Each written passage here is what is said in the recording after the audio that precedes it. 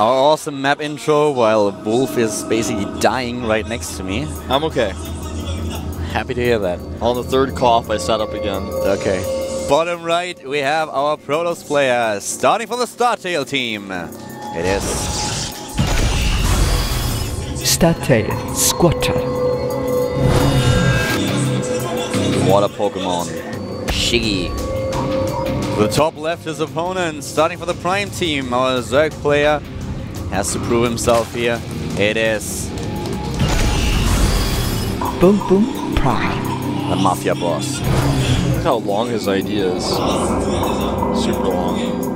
You know, it's actually funny. We have a website where we have a lot of statistics for players. Yeah. IC2charts.net, if you guys want to check it out. There are a lot of statistics for the players. We had to make the amount of characters that he can use for player name longer because of his ID. And our coder was basically looking at me when I said, well, we need 3 or 4 additional characters. It was like, are you crazy? Are you insane? Who has a nickname like this? And I was like, look, I have this guy and he's called and I come up with it. And who calls himself such a name? This is just impossible. And then he says, what does that even mean? And you're like, well, it's farting noises. And he's like, what? He actually thought I was trolling him.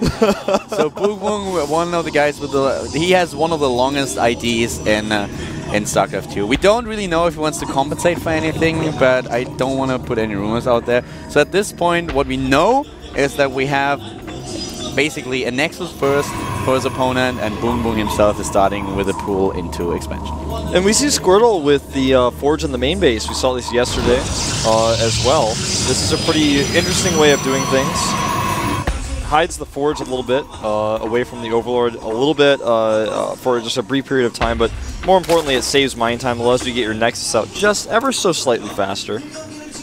At this point in time, only 2 Zerglings once again for the Zerg player. This is a trend that we've seen in the recent past. Zerg try to cut a little bit down on the amounts of Zerglings that they actually use in this matchup.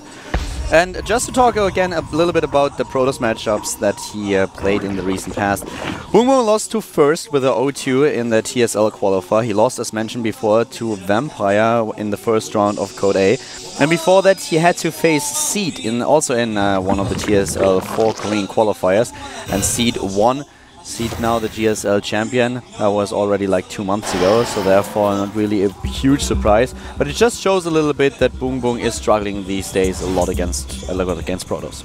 Yeah, this is not going to be a comfortable match for him. He does go for a really fast third base, which is scouted promptly by Squirtle. That's one of the disadvantages of only making 2 lings, is that it's a lot harder to find and deny the probe scout.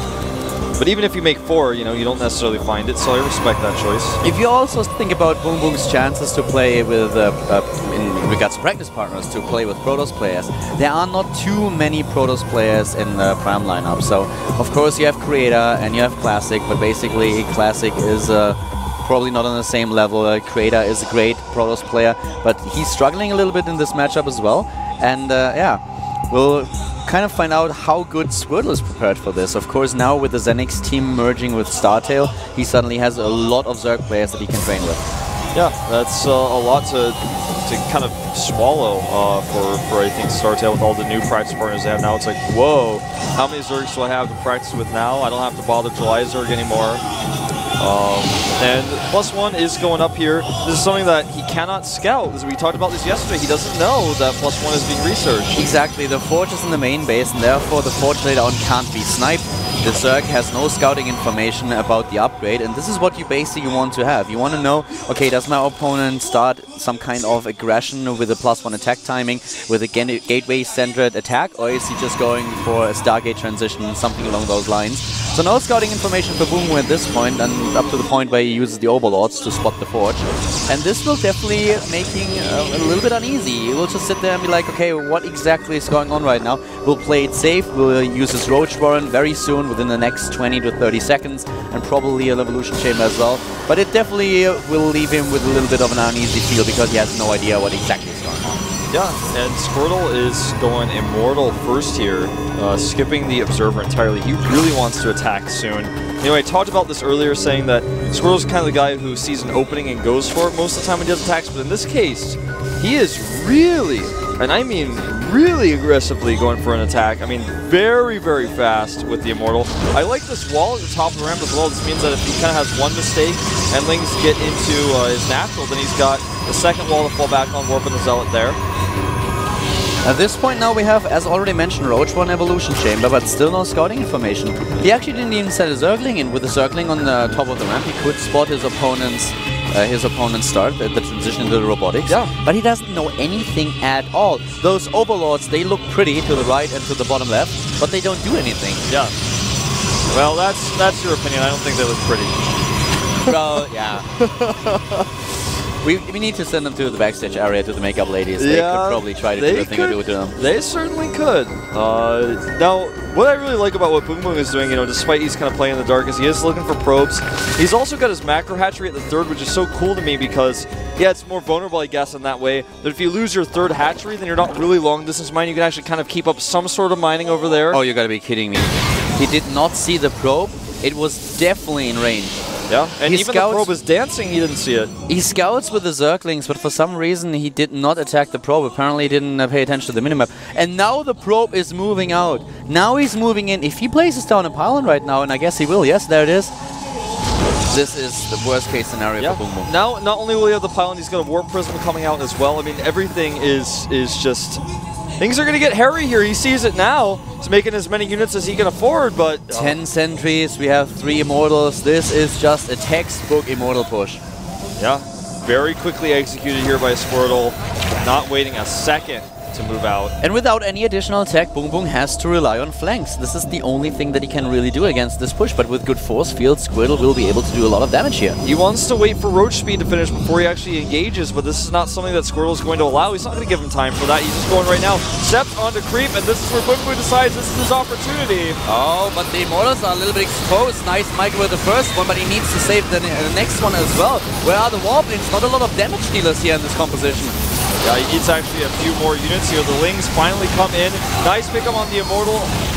No sentry pickups though, but the Immortal damage output is just so much. Here come the Lings. This is the scary part. He doesn't really have any more Zealots actually around here. A couple of them still in the composition, and now the Roach slows the distance from behind. But there are way too many Immortals. He saves every single one of them. Nice micro here. Great micro with his Warp Prism. I love how he executes this. Look at this. He saves every single one of them. They have 15 kills, 8 kills, and another 19. Ironically, the Immortal that took the least amount of damage got the most kills. I guess he's like the alpha Immortal. The sentries are gone though. The sentries are gone, and now he needs to really save those Immortals. Does he warp in additional units? Yes, he does. The income, he's at 45 harvesters. He needs to do damage here, and so far he only traded army. The economy for Boom Boom is still going strong, and at some point this might just completely snowball. Yeah, it very well may. The Zealots are coming in here though. The drones have to be put off the line, and here comes the economic damage. He needs to save an Immortal, and he does well. He saves both. But the drones push him back here. He needs more Warp Ends. Yes, indeed, he needs more Warp Ends, and the Queens, they need to target the Warp Prism, something that they don't do. Now they start, and this is basically the cue for Squirtle to get out of there. He killed a lot of Harvesters by now, though. 19 as Boom Boom hold every single worker that he had, and now Squirtle will be able to push through, I think. This Immortal with 20 kills has 4 hit points left. And it's insane. It is insane. This is the last fight. Squirtle should have lost the last fight. You know, this pylon is so important because without the pylon to warp in, he wouldn't be able to use the Warp Prism to pick up the units. Yeah. So that pylon that we talked about actually becomes so crucial in this situation. Earlier, Boom Boom was still fine because he had just such a superior income that he could use the extra income to build units on a constant level. Squirtle was low on money, but now with 19 drones already killed, he is even. He's actually ahead in the Harvester count, and this is a great position for Squirtle to be in. Now he's got the money too. He's basically waiting for the Warp Ends, using that Chrono Boost back at home. More Zealots coming in, getting additional sentries, and we are basically reset back to where the push started, except this time there's less economy for Boom Boom, as you said. Now he's coming in. Boom Boom setting up a flank one more time, but the sentry energy now, I think it's too much. I don't think he's going to actually be able to fight this. He needs to wait a little bit longer. For a few seconds this was so scary, and it looked like everything was spinning out of Squirtle's control, but now the Protoss player, he's back, and he's back with a vengeance. He keeps moving in. Great force fields. GG. Squirtle takes the game. Very, very thin line that he was walking here. Yeah.